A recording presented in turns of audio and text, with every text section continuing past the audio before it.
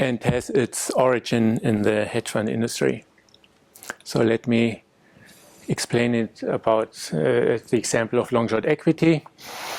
What you see here, the dashed line is the Credit Suisse long-short equity index, and the solid line is the MSCI World.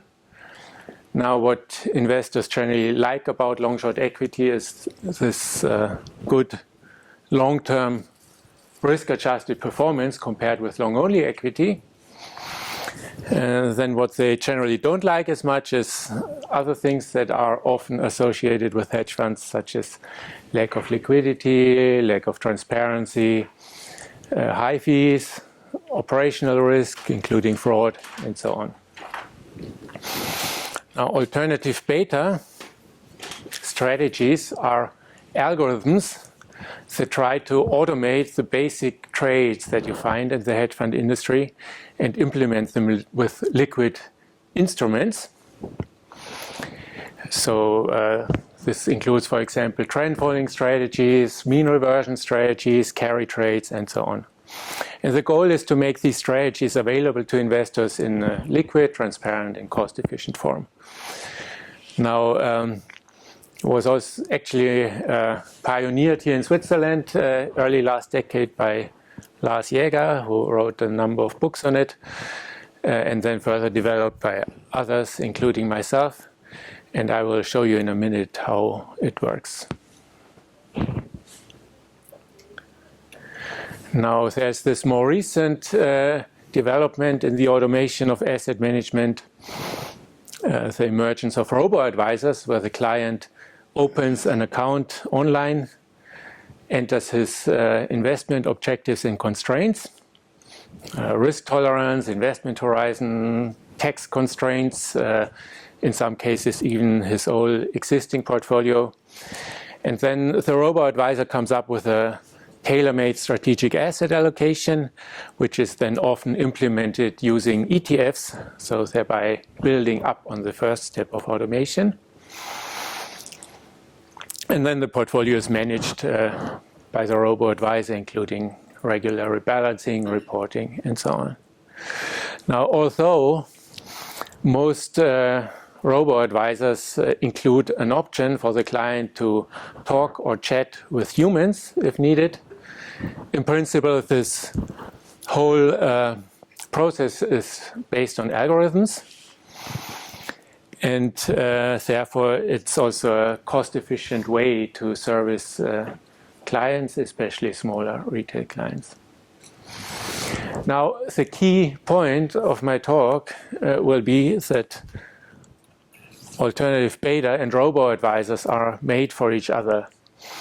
And that's because, first of all, robots, at least if they're intelligent enough,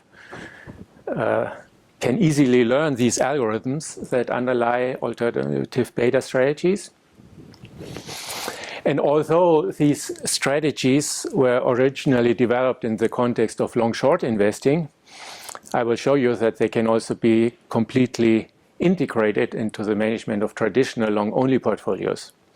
And more precisely, they can add two things to this value chain of robo-advisors, let's call it this way, namely, number one, a tactical asset allocation on top of the strategic asset allocation, which really leverages decades of hedge fund experience. And second, it can add strategies to earn new risk premia. So after this introduction, let me begin by telling you a little bit more about alternative beta. Any questions so far? Good. So let's begin with long-short equity. So we want to know how well we can replicate this long-short equity index using alternative beta strategies. Now, it's always easy, of course, to replicate the past. What we really want to know is how well we can replicate in the future. So let me cut this time window into two halves. And I will now show you a replication model that was developed in summer 2008, based on knowing only the history until July 2008. And then as a truly out-of-sample test of this model, showed you how it performed since August 2008. And that was, of course, just before the crash. So why does the long-short equity index outperform the MSCI World Index by so much? There are two basic ways for a long-short equity manager to add value, either by stock selection or by tactical asset allocation. Stock selection means that if he correctly identifies undervalued stocks and buys them, and if he correctly identifies overvalued stocks and sells them short, then he should create alpha over time. And tactical asset allocation means that he can adjust the overall equity market beta of his portfolio based on the market environment, and he can also rotate between different regions, sectors, growth versus value, small cap versus large cap, and so on. So what do you think? What's more important for explaining the good performance of long-short equity? Is it stock selection or tactical asset allocation? Any ideas? Tactical, probably. Tactical? Okay, yeah. So let's first check on stock selection. So here you have a 2-year window, 2004, 2005. The dashed line is the Credit Suisse long-short equity index. And if you regress it against the MSCI World Small Cap Index, you get a beta of 0.5. Well, why small cap index? These managers tend to operate in the mid to small cap space, or prefer to do so because there the stocks are less researched and more opportunities. And some of them are in fact long the small caps, short the large caps. So you always get a better correlation with the small cap index.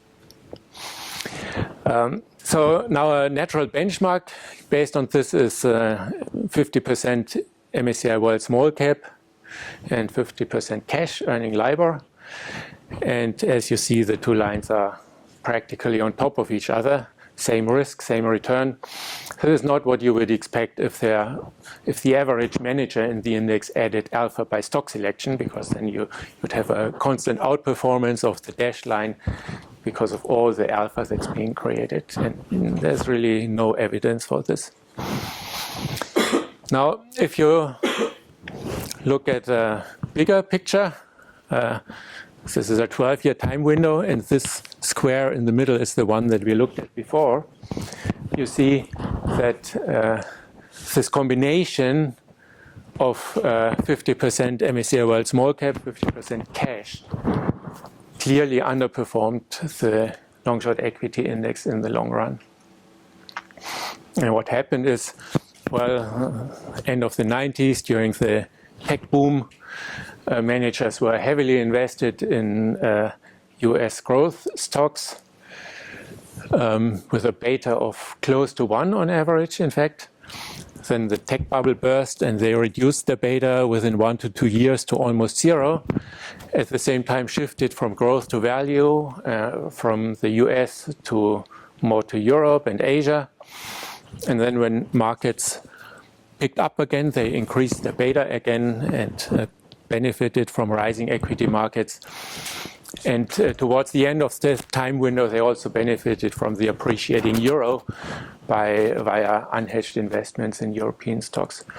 So it's really this tactical asset allocation in the sense of timing the overall beta and rotating between regions and sectors that explains the good performance of long-short equity.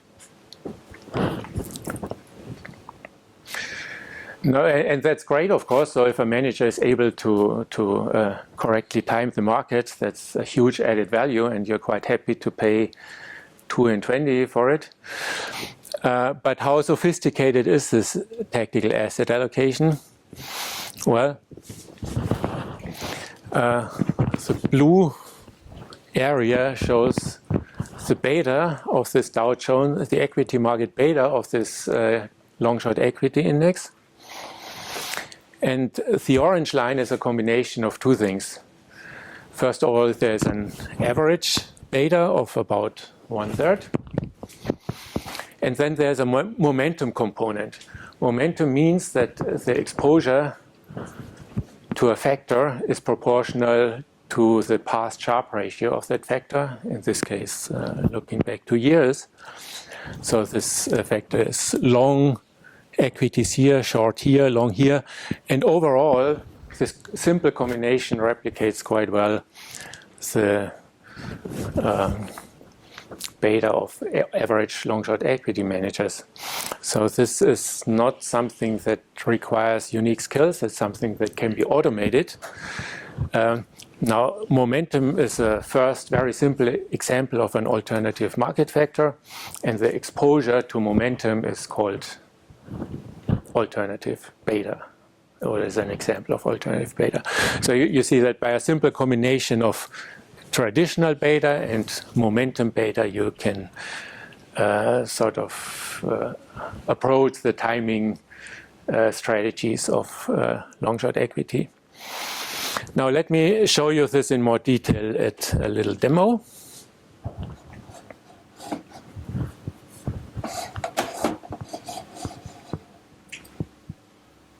Any questions so far? Okay. So what you see here is the long-short equity index. The dashed line is the replicating portfolio, which is flat right now because there's nothing in it yet, just cash earning LIBOR. And up here you see the market factors that we use for the replication. So you have the various small cap indexes overall, US, Europe, Japan, and so on. You have some FX rates. And here, and that's important, you have the alternative market factors. So we use momentum factors for the US, NASDAQ, Europe, Japan, emerging markets. What you see here is the correlation of all these factors here with the long-short equity index over a 4-year rolling window. So you can check what's the most important factor. So let's check. This here is, why do I not see it? MSCI US small cap. Here you have emerging markets, momentum Europe, European small caps. Generally, world small cap stocks are a good starting point for the replication. So let's put them in. So what the model is doing now is it measures over a 4-year time window, say 2000 to the end of 2003, the beta of the equity index with respect to MSCI World Small Cap. Say it gets 0.4. Then in the next month, meaning January 2004, it invests 40% in MSCI World Small Cap stocks and 60% in cash. And in this way, you already get an R-square of 63%, which isn't that bad, but you clearly underperform the long-short equity index. Now, what happened here is that this sheet automatically orthogonalized all the other factors with respect to MSCI World Small Cap. In other words, you can now check after you've taken MSCI World Small Cap out of the equation, what's the second most important factor? And that's this one here. What is it? It's momentum NASDAQ. So the second most important factor is already an alternative market factor, NASDAQ momentum. So let's put it in with, say, 10%. So now the regression is against the combination of MSCI World Small Cap plus 10% momentum NASDAQ. And you see the R-square has risen, the performance has improved, and the residual correlations have become smaller. Now I can put in a little bit more, and it gets even better. All right. So now let's see, what are the next most important factors? Well, you have US small caps, again, Europe, and so on. So let's now move away from one world and turn this into a four-factor model where we have four different factors corresponding to the US, Europe, Asia represented by Japan, and emerging markets. And then, of course, I also have to add the momentum factors. And now, of course, I could now start to fine-tune and to see how much momentum do I want to add in each region to optimize the R-square. But then I'm immediately in the business of overfitting historical data. So I just say for consistency, these numbers all have to be the same, because managers in Europe aren't all that different from managers in the US. And the only thing I allow myself to fit is the overall risk weight of momentum versus these traditional risk factors.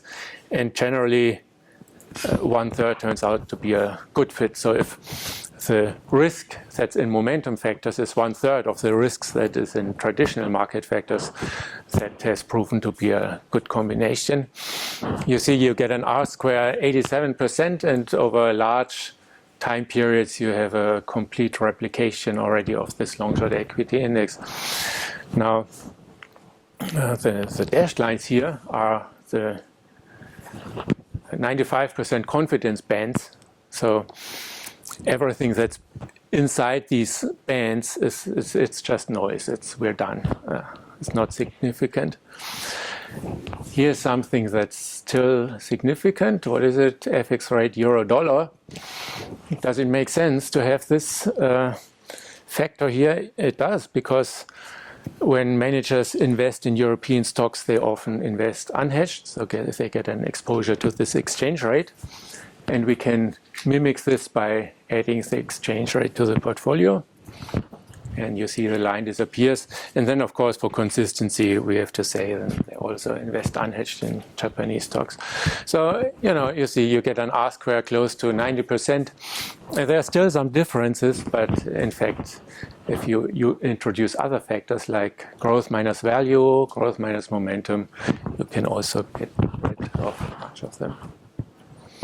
So that's a simple model to illustrate how far you can actually get in replicating long-short equity just by a simple combination of traditional and momentum factors.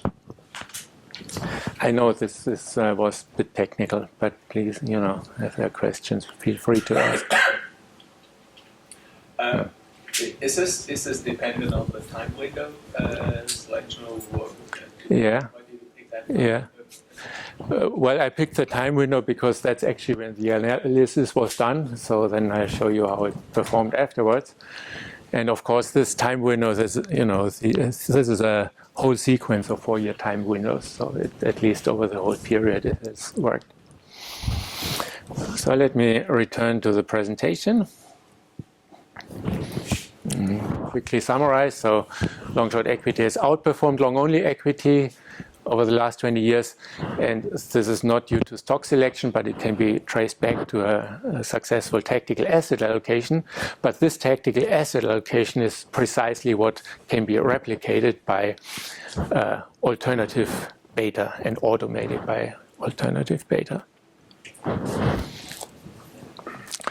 Now, let me also say a few things very quickly. Yes? Increase the slide, please. Just increase it. Increase? You're right. I'm sorry. Yes, this is ugly. I'm sorry.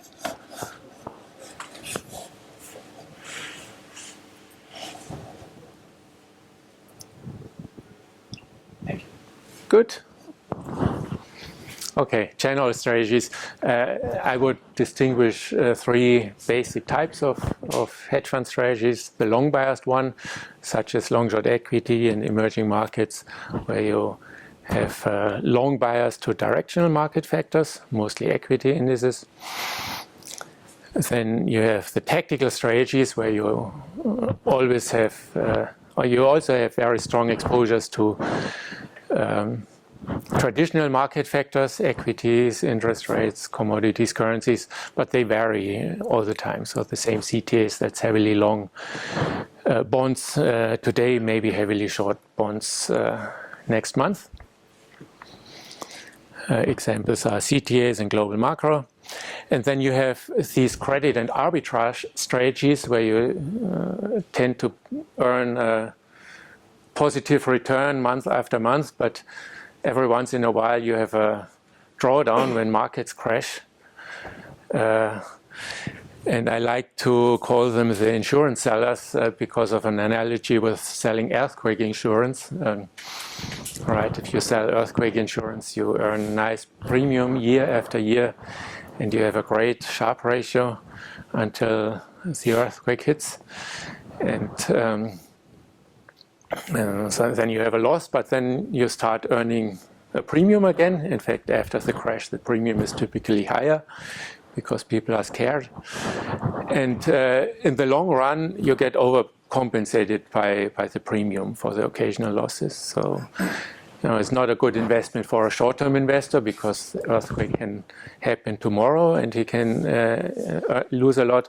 But if you have a very long investment horizon and you don't care whether you have a couple of drawdowns, as long as you're overcompensated in the long run, then this can actually be a very suitable investment. Now, corresponding to these three types of strategies, I distinguish three types of market factors. First of all, the traditional market factors, equity, indices, FX, and interest rates, commodity prices.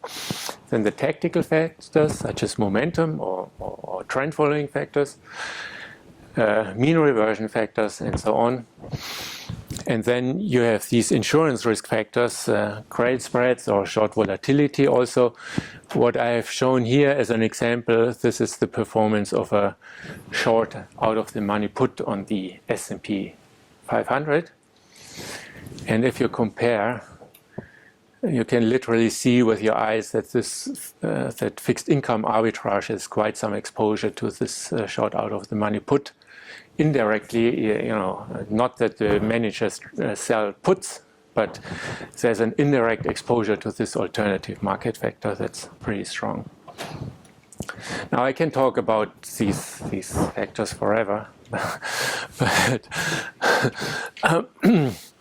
let me just say they are part of an alternative market factor model, and portfolio is a vector in this model. With the three types of factors, which has a length, and the length represents the overall risk in the portfolio. And then the vector has a direction, which is represented by the intersection in this triangle. And depending on which strategy you want to replicate, you move in different corners of this triangle. So long-short equity, as I've said, is 3/4 traditional factors, 1/4 tactical factors. Managed futures you replicate with purely tactical factors. Event-driven is dominated by these insurance risk factors, and global macro is a mix of all of them. So let me now show you how this has worked out in practice.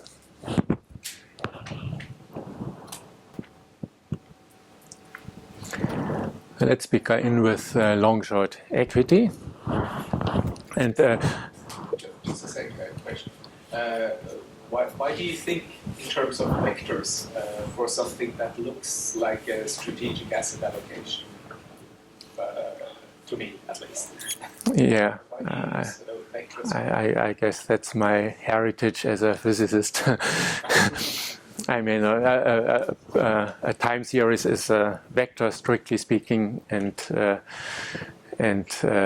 this, if you think in geometrical terms, then it's very convenient to think of it like this.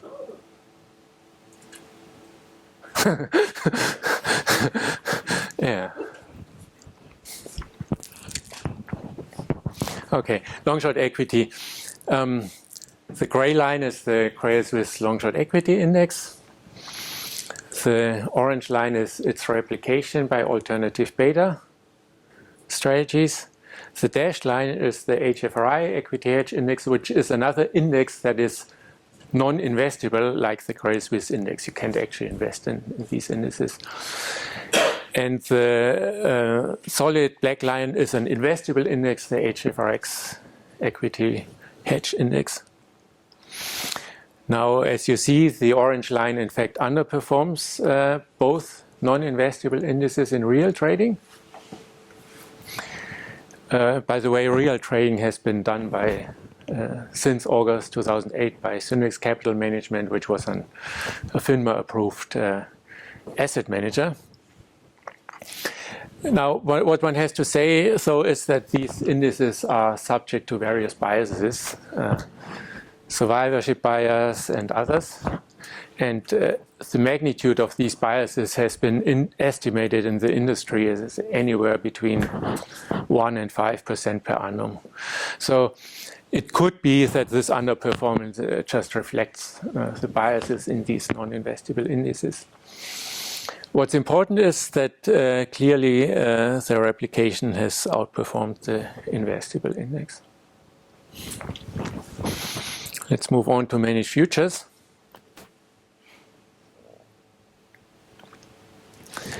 In the case of managed futures, you see that the alternative beta version has in fact outperformed both the Credit Suisse Managed Futures Index and the New Edge CTA Trend Index.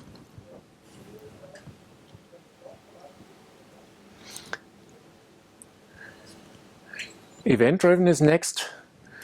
For event-driven, again, alternative beta has outperformed the non-investable indices and has underperformed the non-investable indices and outperformed the investable index. What's interesting about this, actually, you don't see it, but after we stopped the experiment, later in 2014, all of these hedge fund indices had a major crash when markets crashed. Which means that apparently we underestimated their exposure to short puts on the equity market, and that probably also explains this underperformance here. The exposure of all the alternative market factors, the exposure to short puts is the hardest one to see, because you really only see it when you have crashes, and in normal market environments you don't see it, you just see steady, nice, positive return. So finally, here's global macro. And as you see, the global macro indices diverge widely. And that's because the strategy by itself is a very diverse strategy. I mean, some managers are based very much long emerging market equities, others are really like trend followers. A lot of them are essentially fixed income arbitrage funds. So it's a very diverse strategy. What you see is that the alternative beta version was between the two non-investable indices and again outperformed the investable index. Now we also finally did a combination of all the strategies according to their market weight. This was a UCITS fund called Global Syndex, run from 2010 to 2014. So you can think of that as a market weighted combination of all alternative market factors. Market weighting means based on how much they are used in the hedge fund industry. And you see this has pretty much tracked the non-investable HFRI fund of fund index and outperformed the investable HFRX index. So to summarize, the picture that emerges is that alternative beta tends to underperform non-investable hedge fund indices, but the underperformance is more or less consistent with estimates of biases in these indices, and it outperforms investable indices, tends to. So this supports this claim that alternative beta really extracts the essence from hedge fund trading strategies. So now that we have extracted the essence, let's just forget about hedge fund replication and ask, how can we use these strategies to help manage traditional long-only portfolios?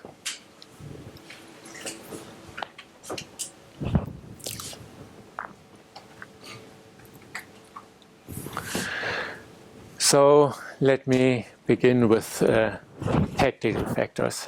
So remember, we had the directional ones, the tactical ones, and the insurance risk factors. And for simplicity, assume that we have a very simple portfolio which has only two assets, namely US equities in the form of an S&P on the an ETF on the S&P 500, and cash. How much time do I have, Chris? 10 minutes. Okay. So suppose we have a 40% strategic asset allocation to US equities. Now add on top of that 10% of a tactical market factor, namely trend following on US stocks. So this factor is sometimes long US equities, sometimes small short US equities. Overall, you get a long-only portfolio of US stocks with tactical asset allocation ranging between 30 and 50%. And this is not just any tactical asset allocation, but it's one that has proven to add value over the last 20 years. The gray line is the performance of medium-term trend following on US stocks. It's been used by virtually every CTA. And it has particularly added value, in fact, in market crisis. So if you look when markets crashed, typically the trend following on these markets has performed well. So it dampens the losses in market crashes. So this is a tactical asset allocation that's quite likely to also add value in the future to a long-only portfolio. Now, if you diversify away from US stocks into other regions, also add bonds, maybe commodities, currencies, and if for each asset that you have in your portfolio, you also add the corresponding trend following factor for the tactical asset allocation, then the performance of your tactical asset allocation will pretty much resemble that of a diversified CTA. And of course, you could just outsource the tactical asset allocation to a CTA focusing on trend following. So you do no tactical asset allocation, you only have a strategic asset allocation, and you allocate 10% to a CTA, and that's that gives you something pretty similar. But of course, then you pay hedge fund fees on the 10%, and you get a tactical asset allocation that does not necessarily match your personal strategic asset allocation, because you just get some generic combination. And then there may be other problems or issues. So, for example, if you happen to be an insurance company, you get a 49% capital charge on your hedge fund investment and so on. So clearly, it's more efficient not to outsource it, but to do this tactical asset allocation directly in your long-only portfolio. Now, in order to do that, you need two things. First of all, some knowledge about alternative beta, in particular about trend following strategies, and second, the ability and the infrastructure to trade every day or at least every few days. And this is precisely where robo-advisors come in, because they can easily provide both. So I very much expect that we'll soon see a new generation of robo-advisors that learn about these alternative beta algorithms and are also backed up by an execution platform. I've talked about trend following so far, but of course you can repeat the same argument with other strategies, more longer-term carry trades, for example, where the exposure to an asset depends on the shape of the forward curve for that asset, or more shorter-term mean reversion strategies. And in this way, a smart robo-advisor can really leverage and turn decades of experience of the tactical trading industry into your own personalized tactical asset allocation. So this is something that I'm personally, I'm sure this is going to happen. I don't see any reason why it's not going to happen. Let me quickly, because of the time, comment on insurance risk factors. An example of an insurance risk factor are credit spreads. The corresponding alternative market factor is long corporate bonds, either high yield or investment grade, short the government bonds. The factor is used, for example, in the replication of event-driven fixed income arbitrage, convertible arbitrage. And it comes with an algorithm that determines the amount of the long-short exposures. And this algorithm is what a robo-advisor can leverage in order to determine the relative allocations within a long bond portfolio. And another example of an alternative market factor that I already mentioned are short puts on equity indices. This is a factor that's used, for example, in the replication of merger arbitrage. Why merger arbitrage? The classical merger arb fund, if there's a stock merger, what does he do? He buys the target stock, he shorts the acquirer stock, he earns the merger spread until the merger is completed, until the merger breaks. And the merger likes to break when markets crash. So in effect, you have exactly the risk-return profile of a short put on the equity markets. You can read about this in some old paper by Mitchell and Pulvino. Now, this alternative market factor comes with an algorithm that determines the maturity of the options, the moneyness of the options, and the notional amount on which the options are sold.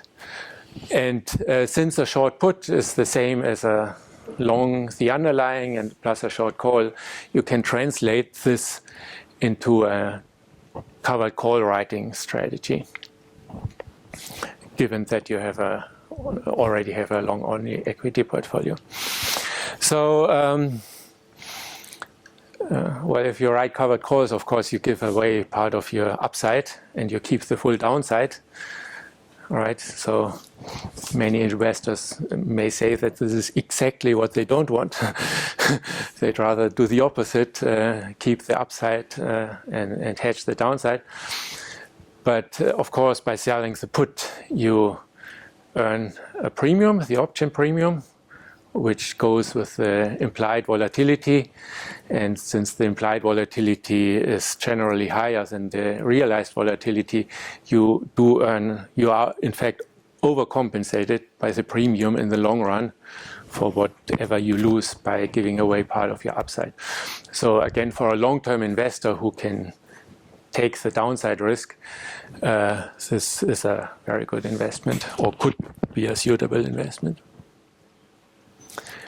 Okay, so to summarize, we have the robo-advisors, at least the ones that I know today, give us a strategic asset allocation to directional factors. Tactical factors can add on top of it a tactical asset allocation and additional risk premia. Now, how do you tailor such a portfolio of alternative market factors to the client? Well, so the portfolio is represented by this vector, which has a length, and the length represents the total risk. So that has to match with the risk tolerance of the client. What about the direction? Well, the direction has to match with the other inputs of the client, like investment horizon, constraints, existing portfolios, and so on. Let me just give you a few examples. So this is the triangle. Client 1 down here has only a strategic asset allocation, and he doesn't want a tactical asset allocation for whatever reason. Client 2 is a bit the opposite, has a traditional portfolio but wants only the tactical overlay, so he'll get a diversified mix of tactical market factors. Client 3 may be an insurance company that has to match assets and liabilities, so much of the risk of the portfolio has to be in interest rates, a directional risk factor, to match the durations of the liabilities.